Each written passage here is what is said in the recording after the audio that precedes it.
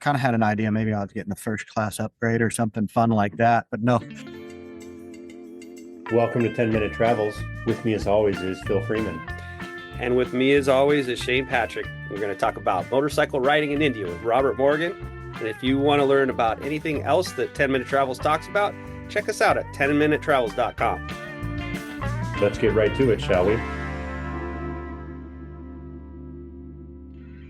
First of all, I want to introduce to everybody Robert Morgan. He's from Texas. He came on a trip recently to India with MotoQuest, and he came with his dad and his brother. It was really cool to see him show up, and it's his first time riding in India. So we thought we would talk to him a little bit about what it was like, and I'd never ridden with them before, although the Morgans had been they rode all the way to Alaska and back before, and they've been around quite a bit. But India is a whole different animal. So I thought we would bring him on and talk a little bit about what happened last month in India.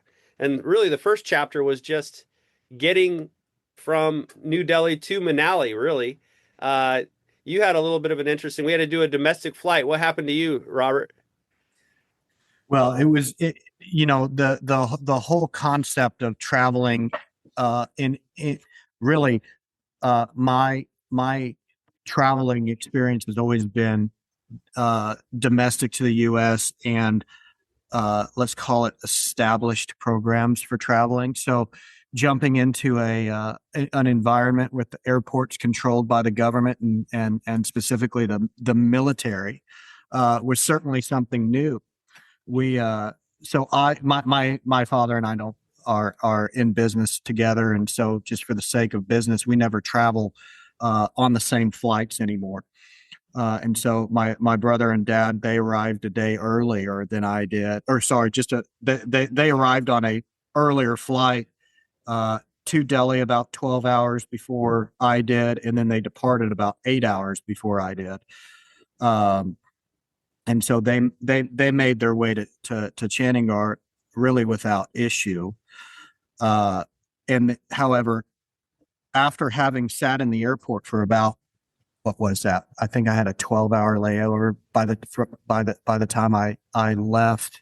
And after that 12-hour layover, as I'm boarding the plane, I get a call, which I fly quite a bit.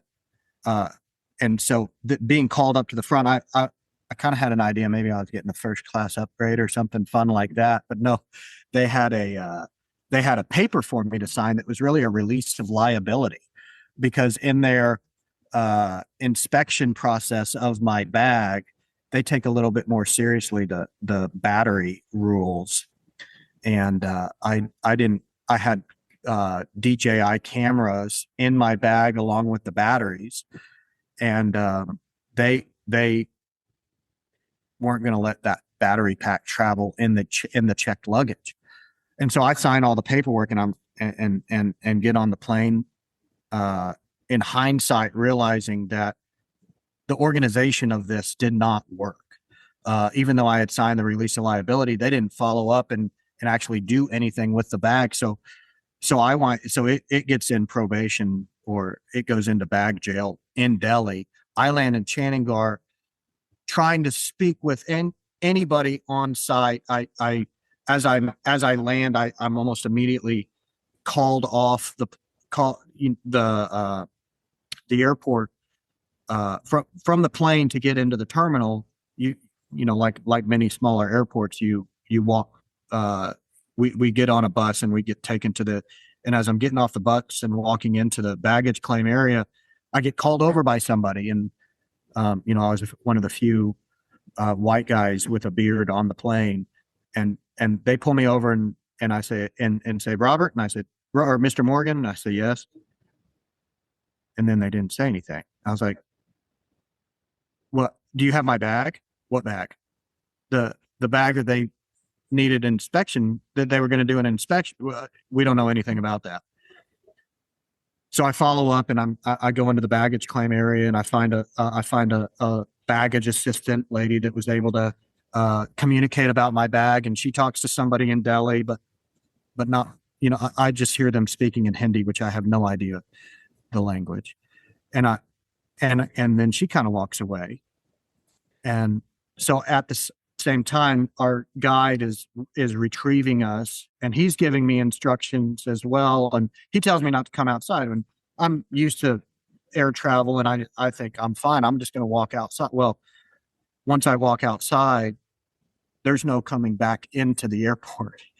And so I'm almost at the point here where I'm thinking I've just lost my bag. Well, all my riding gear is in this bag as well, which the riding gear is replaceable. What's funny is that these cameras in the U.S., DJI is a Chinese company that's now been designated a Chinese military company, and so I can't get these cameras again shipped to the U.S. And so I'm super bummed out. And I'm talking to Anu about it, who's our other guide. And he says, I'm just gonna send somebody to go and pick up the bag in Delhi. And so he obviously understands that the whole process for in the organization is flawed. So I wind up sending a letter to somebody saying that I'm fine with them taking my bag. So I eventually, a day and a half later, received my bag in Manali. But just the whole process and the whole disorganization, it was step one in what would prove to be chaos for the next 21 days. It reminds me the first thing I remember going in when we went into India the first time was, they say, welcome to fill in the blank. The local time is X. You're right. And the local time in India is at however many hours difference plus a half hour. Right. So it's just a little off. They have their own program, don't they? Yeah, you got the little off big time. Oh, yeah. A lifetime ago, Shane and I spent 30 days traveling through India. So India is it leaves a mark, and it's definitely a challenge. And it's in your face right away. And our first step really was to get a domestic flight, go to Chandigarh, and then get in a taxi and theoretically be in Manali in 5 hours. Now the monsoons had washed out some of the road, and of course, Robert got handed his first bureaucratic hurdle that India can throw at you with a little bit of a head nod. Yeah. And he wasn't the only one. We had another rider to try to get on the plane in New Delhi and was taken aside. And he had an InReach, which was an older model that you can text satellite messages. And where we're headed is Ladakh, and all the corners, all the borders with all the other countries up there are in dispute to the point where they're firing guns at each other from time to time. So they don't want drones. They don't want any sort of satellite phone. They won't want anything. So when they pulled him out of the line, they took his passport.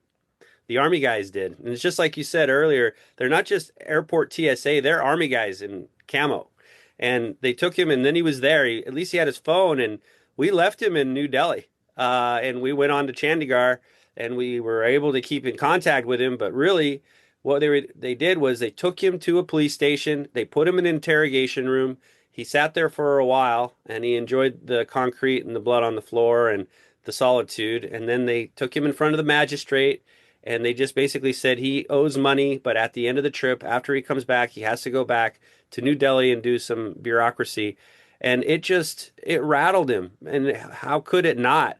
And so anybody going to India, don't even think twice about bringing any sort of messaging device or lithium batteries. All these things are real handy to know about before you jump on a domestic flight there, because things don't really go the way you want. And when you're in security, what they're going to do is ask you to take all of your wires, all of your batteries, everything needs to come out. I mean, it's overkill, I think, but that's just an opinion from someone who's traveled, from the first world. But yeah, it's a different kind of situation, and India has a way of just leaving a mark, like testing your resolve, and so that was our introduction. So Robert got lucky; he got a driver, and it took like 6 hours to get to Manali. By way of mountain roads, and we came in the day before.